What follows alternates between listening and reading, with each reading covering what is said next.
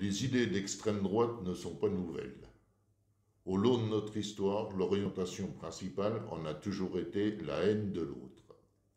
Parce que d'origine ou de couleur différente, l'étranger, le noir par exemple, parce que de religion différente, le juif, le musulman, etc., parce que de philosophie différente, de communistes, de syndicalistes, par exemple, parce que de conditions différentes, l'handicapé, l'homosexuel, etc. Hitler s'est tristement illustré sur l'ensemble de ces thèmes. Dans d'autres périodes, au travers de manœuvres ou d'alliances politiques douteuses, les idées d'extrême droite ont sévi, souvent par le biais de lois ultra-sécuritaires. Durant le XXe siècle, les exemples de répression mortelle des manifestations de travailleurs sont nombreux. Dans les années 60, ce sont les manifestations contre la guerre d'Algérie et l'OAS qui sont mortellement réprimées.